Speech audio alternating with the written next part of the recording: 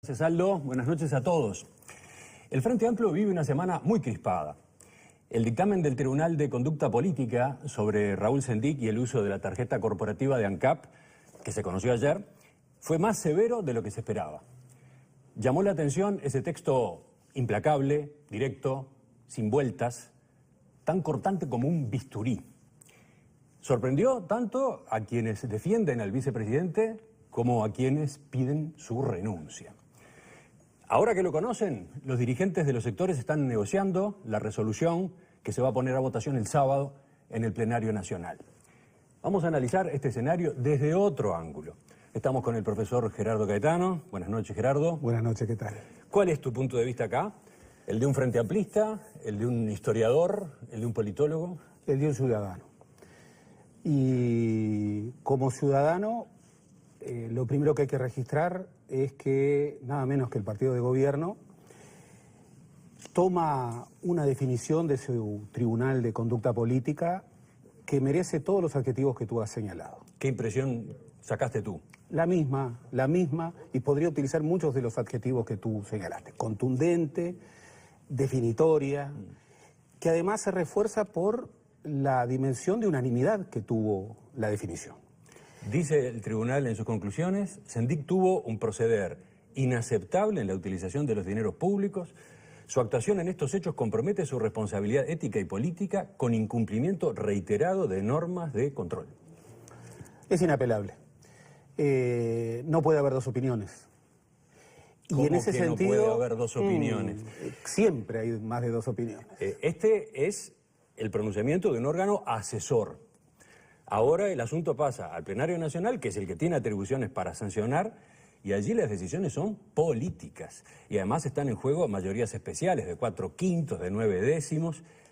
¿Qué puede pasar entonces el sábado? Sí, pero uno de los peligros que tiene un partido como el Frente Amplio, una fuerza política como el Frente Amplio, que tiene tantos equilibrios, tantas polaridades, tantas diversidades, es no alejarse de la realidad. El plenario del Frente Amplio, cuando trató el tema del título de Sendic, se alejó de la realidad. Dijo que todo obedecía a una campaña del imperialismo, de la derecha y de los medios de comunicación. En esa oportunidad, el plenario había escuchado a Sendic, la versión de Sendic que se presentó y habló. No había este otro insumo, claro, un dictamen del Tribunal de Conducta Política. Dictamen que pidió el propio Sendic. Hoy se ha aclarado que, a pesar de que actúa de oficio, actúa a partir de una solicitud expresa de Raúl Sendic. Si yo solicito nada menos que la definición de un Tribunal de Conducta Política en una organización política que tiene sus equilibrios y que además es la fuerza política de gobierno, yo luego no puedo decir, mire, se pueden equivocar, más allá de lo que resuelvan, yo voy a seguir. Bueno, hoy la lista 711 y el propio Sendic dijeron, el dictamen es desmesurado, es desproporcionado. Vamos a ir el sábado a dar nuestra versión, nos vamos a defender punto por punto. Lo que ocurre es que lo que hablábamos de organismos que se separan de la realidad. Es lo peor que le puede pasar a un dirigente político, separarse de la realidad, de la tosuda realidad. ¿Y cuál es la realidad?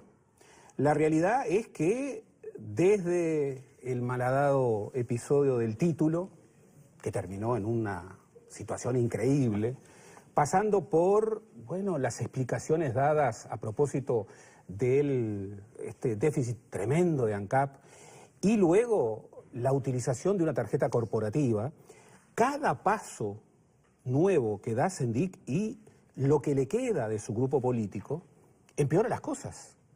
Distancia más a los frente amplistas, pero distancia más a la ciudadanía. Además, se ha configurado en un tema que está comprometiendo severamente al gobierno. No es que el gobierno está fuera de esto, no. Hace pocas semanas, Tabaré Vázquez dio las señales de que le había ido retirando el apoyo. Le exigió, bueno, competencia legislativa. Las responsabilidades institucionales que tiene un vicepresidente, básicamente, son dos o tres fundamentales. La primera es el principal vínculo entre el Poder Ejecutivo y el Poder Legislativo, como presidente del Senado y como presidente de la Asamblea General. Ese vínculo no está funcionando. Sendik ha perdido credibilidad no solo respecto a los otros partidos, ha perdido credibilidad en su vínculo con los legisladores frente amplistas. Ya tenía problemas en su manejo dentro de la bancada, pero ahora ya prácticamente no hay vínculo. Pero luego hay una función que es la principal función del vicepresidente, que es la sucesión.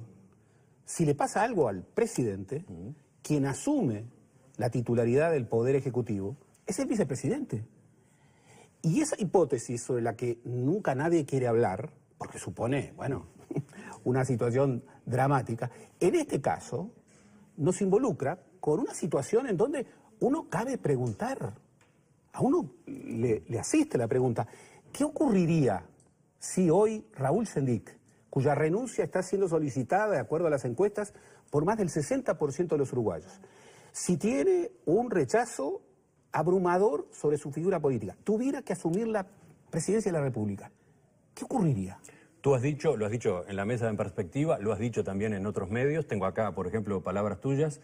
El vicepresidente de la República hoy ya no tiene la credibilidad necesaria para el ejercicio de su muy importante investidura institucional. ¿Qué estás sugiriendo? ¿Estás sugiriendo que tiene que renunciar? Tiene que renunciar. No hay otro camino. Cuanto más se prolongue esta situación, va a ser mucho peor para el Frente Amplio.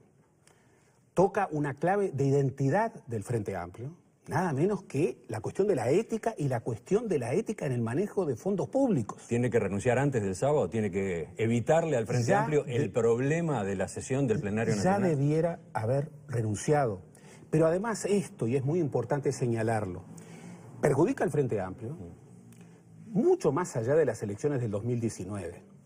Perjudica al Frente Amplio en su identidad ciudadana. Perjudica al gobierno. Claramente el gobierno está siendo perjudicado, tiene un paro en la rueda, pero perjudica al propio Raúl Sendik, cuya imagen ya termina resultando penosa. Yo, si estuviera en el grupo de sus asesores, ya hace mucho tiempo que le hubiera dicho, da un paso al costado. De todos modos, él ha dicho hace muy pocos días, yo voy a seguir en el cargo de vicepresidente de la República hasta que dispongan lo contrario la población, la ciudadanía, la Constitución o la ley. Muy bien. Y ahora ha habido las declaraciones de él y de su entorno hoy mismo señalando que van a ir al plenario, van a llevar nuevas informaciones, van a contestar punto por punto. Entonces, el marco constitucional establece vías muy duras para lo que ocurre cuando un vicepresidente afronta, por ejemplo, situaciones ya no de ilegitimidad política, sino de, de probada falta de ética y también, eventualmente, hasta el momento no ha ocurrido, pero problemas ante la justicia. Pero, ¿tú sabes lo que hacían los partidos de izquierda en su historia? Cada legislador electo o cada persona que ejercía un cargo público por ese partido, cuando asumía, firmaba una carta sin fecha y se la entregaba al partido. Porque siempre estuvo la idea que, y es una idea discutible, pero es una idea que está en la tradición de la izquierda, que, de alguna manera, el pueblo define el respaldo a un partido. Y es ese partido el que, en definitiva, debe resguardar la soberanía. El Frente Amplio tiene una organización interna muy garantista. El hecho de que, por ejemplo, el plenario nacional requiere un quórum de 4/5 y cualquier decisión requiere un quórum de 4/5 es de una garantía máxima. Incluso uno podría decir, bueno, es muy difícil que el plenario tome una resolución. ¿Por qué? Y bueno, porque todos sabemos que, además de la representación directa que tienen el Partido Comunista y el Movimiento de Participación Popular, son ampliamente mayoritarios en las representaciones de las llamadas bases. Y entonces, con respecto al sábado, ¿qué implica eso? Bueno, a mí me cuesta creer que el Partido Comunista, después de la contundencia de este dictamen, mandate a sus representantes a votar otra cosa que no sea la solicitud de un paso al costado. ¿Sí? ¿Eso debería pedir el Partido Comunista? Juan Castillo hoy no se expresó sobre el contenido del dictamen, dijo sí que le había sorprendido, que le había parecido muy duro. Lo que sí dijo es que van a seguir trabajando sobre todo con la meta, con la obsesión por la unidad. Claro, pero acá hay un tema crucial. La unidad obviamente que requiere negociación política, pero requiere convicción. Y hay temas que no pueden ser resueltos por la negociación interpolítica. Si tú tienes este dictamen sobre una cuestión de ética política que hace nada menos que a una de las identidades del partido, ¿qué se puede negociar? 2 preguntas y terminamos. Cito de nuevo a Juan Castillo, hoy de mañana. Esta es una de las situaciones más difíciles en la historia del Frente Amplio. ¿Estás de acuerdo? Sin duda, sin lugar a dudas. Y ahora pregunto al historiador, ¿cuál puede ser el impacto histórico de esta crisis? Justamente es una de las situaciones más duras para el Frente Amplio, porque el Frente Amplio está en una encrucijada que puede devenir en que aquellos que suponen que la actitud más prudente para preservar la unidad del Frente Amplio es evitar decisiones duras, sean los más imprudentes. A veces lo que parece más prudente es lo más imprudente.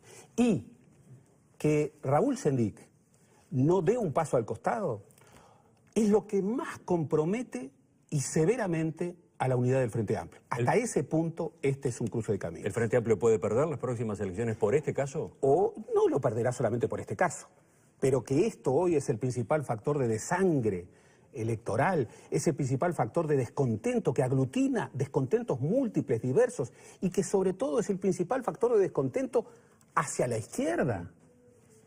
No tengo la menor duda. Gerardo Caetano, gracias por acompañarnos esta noche. Gracias a ti. ¿Seguimos en Telemundo?